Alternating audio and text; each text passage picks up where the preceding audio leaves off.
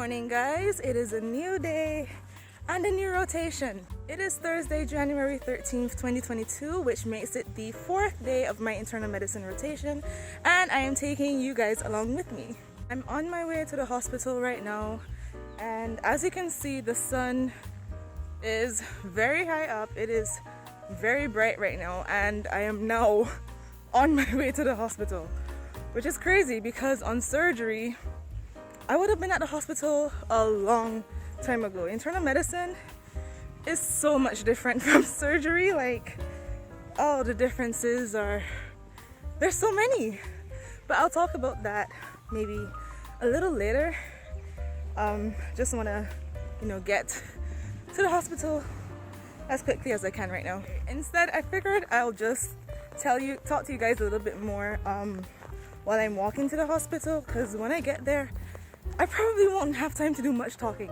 So first thing with internal medicine, they don't have rounds every single day. So on surgery we would have rounds every day, but on medicine we only have rounds on, well, at least for my firm, we have rounds on Wednesdays and Fridays. Only those 2 days, guys.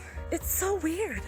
We don't have to be at the hospital as early every single day because, one, we don't have rounds every single day. So on the days we don't have rounds, I could leave a little later because I don't have an obligation per se to be there. So on the days that I don't have rounds, I would just try to get there.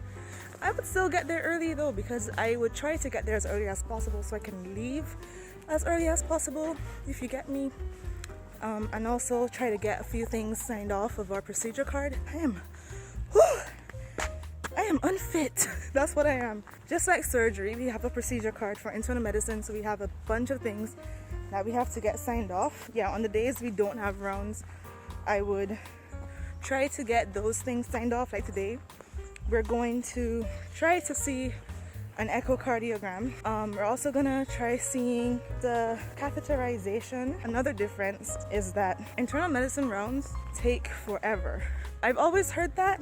The surgeons told us if we think surgery was a lot when it comes to how long you have to stand for rounds, wait till we get to internal medicine, and boy were they right.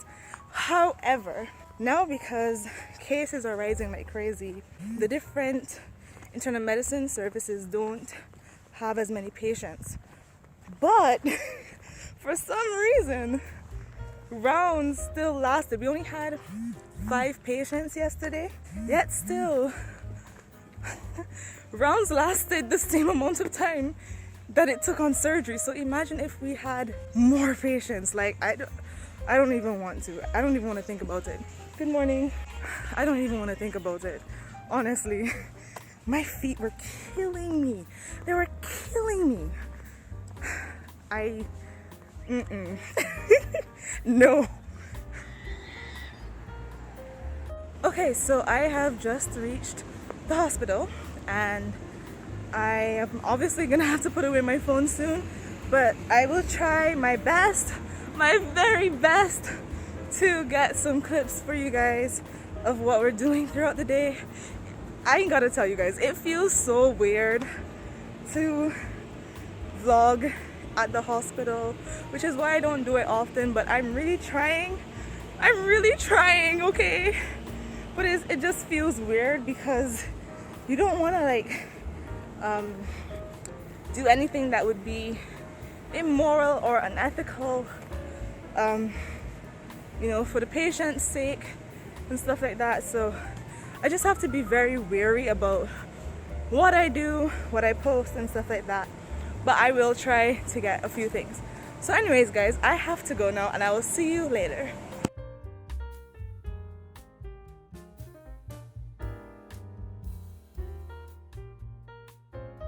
Hey guys, so I just saw the echocardiogram and it was so cool. Oh my gosh. Hey guys, so I am back in my room, as you can clearly tell by my background, and I don't know where was the last place I left you guys where I was speaking, but I believe it was after the echocardiogram that we observed. So after that, we went to the pediatric ward to see a suprapubic aspiration being done on a neonate. He was 3 weeks old. Ugh.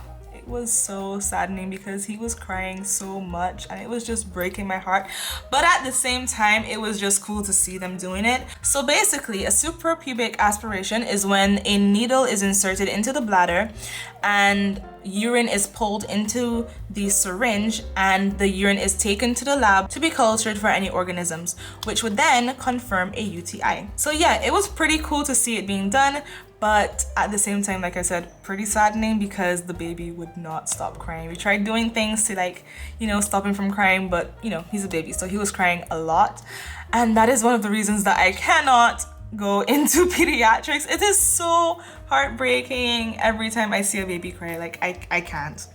After the aspiration, we went to see a cardiac catheterization being done, and oh my gosh, this was the highlight of my day. It was so cool to see, but sadly we weren't able to go into the room where the catheterization was being done, so we stayed behind a glass window in a room where we could just like observe everything.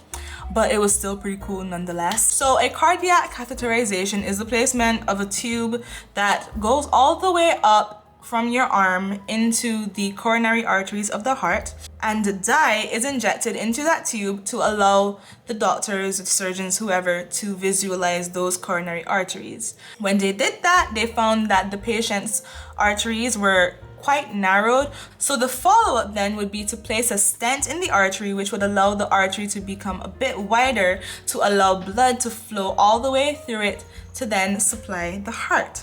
Isn't that so cool? After the cardiac catheterization, we went back up to the wards to take some blood from a patient. She had a fever, so we wanted to take some blood to send it to be cultured in the lab just to make sure she doesn't have any sepsis. And then after that, I got something to eat because I was just starving. Then we went back to the wards again because we were supposed to join the nurses for their ward rounds, which is something we never did on surgery. So that's another thing that's different between surgery and internal medicine. So with surgery, we just had to attend ward rounds with the surgeons every day, but in internal medicine, they don't have rounds every day, but we also have to attend the nurses' ward rounds. Well, it's not something we have to do every day, but it's something we have to get signed off of our procedure card. But the nurses said they weren't having their ward rounds at that time, so they told us to come back tomorrow early in the morning for their ward rounds. So yeah, after that, we didn't have anything else to do really, so my group members and we just left, and I came back to my room, ate the rest of my food, took a little nap, and now I'm here making this outro. So yeah guys, that is it for this vlog. I hope you enjoyed it.